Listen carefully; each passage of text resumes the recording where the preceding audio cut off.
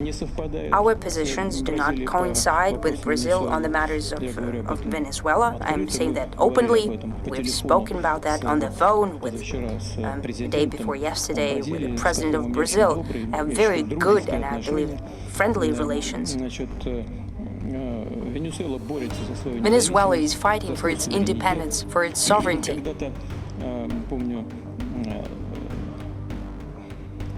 At a certain point in time, I remember that the leader of opposition, after the last elections, he stood on the plaza before the government and believes that he's a president by the will of God. Isn't it laughable?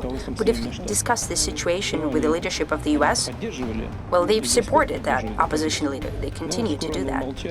Well, they just shrugged it off as well. They smirked, and it's clear that it's ridiculous. Any person can raise his eyes to the overhead and say that he's a pope or something like that. Well, it cannot happen like that. There are certain electoral procedures. Go and run in the vote. We believe that President Maduro ran fair and square. He founded a government, and we wish him and his government every success, as well as to the Venezuelan population. But we truly hope that Brazil and Venezuela have a bilateral discussion and find a solution to their bilateral relations. I know President Lula, a very honest person with integrity, and I'm sure that that would be his stance, using an objective stance, and he will treat this situation objectively. He asked me to give some words to President of Venezuela during our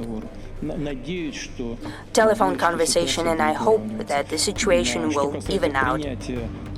As for adoption of Venezuela or any other state to the ranks of Brics, I would like to say that it is possible only with consensus. We have a rule of consensus.